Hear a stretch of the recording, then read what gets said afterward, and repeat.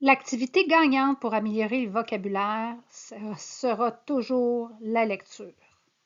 Les études démontrent clairement qu'il s'agit de l'activité par excellence pour enrichir le vocabulaire. Lire à son enfant à tous les jours, c'est démontrer l'importance de la lecture dans nos vies. C'est avoir un moment privilégié avec son enfant, c'est établir une routine qui favorise le sommeil, et quand c'est possible, pourquoi ne pas mettre les grands-parents en contribution? Lecture du soir. Comme prendre son bain ou se laver les dents, la lecture avant le dodo devrait faire partie de l'hygiène de vie de votre enfant de manière quotidienne. C'est le parent qui lit pour l'enfant.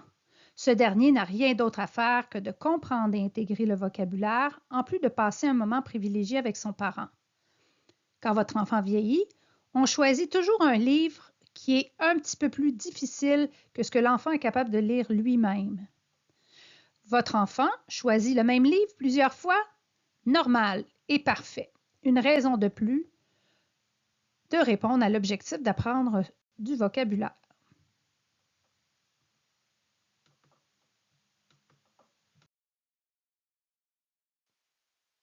Il est possible de questionner votre enfant au fil d'une histoire. On pourrait poser des questions sur qui, par exemple, ses traits physiques, ses traits de personnalité, ses goûts. On pourrait demander où se passe l'histoire, quand se passe l'histoire, quel est le but du personnage, quel est le problème, quelle est la solution et quelle sorte de fin est-ce? Est-ce que c'est une fin heureuse ou malheureuse? Et est-ce que le but du personnage est atteint? Je vous dirais que c'est pas mal la structure du récit, même d'un film, par exemple. Alors, il peut être intéressant de poser ces mêmes questions-là quand vous regardez un film ensemble ou quand vous lisez une histoire.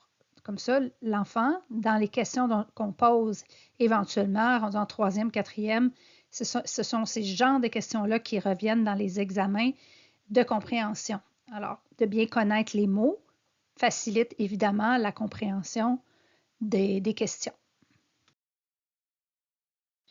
Bien sûr, on peut questionner aussi nos enfants pendant la lecture d'un livre informatif. Évidemment, ce n'est pas le même genre de questions. On va poser des questions sur quelles informations importantes il y a dans la page, par exemple. Qu'est-ce qu'il a appris? C'était quoi le sujet? C'était où ça se passe? On revient avec le où, le quand aussi. Évidemment, les apprentissages, j'en ai parlé tantôt. Des conséquences, on parle pas assez, on parle souvent de conséquences comme étant négatives. Mais une conséquence, ça peut être aussi positif. Donc, il peut y avoir des conséquences positives dans les livres informatifs sur certains sujets.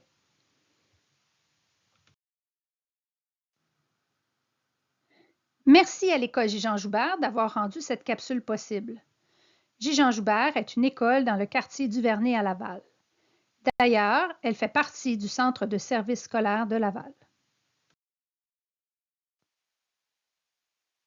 Cette série de capsules sur la lecture sert à vous informer de l'importance du développement de la lecture chez votre enfant. Tous ensemble, faisons équipe pour viser sa réussite.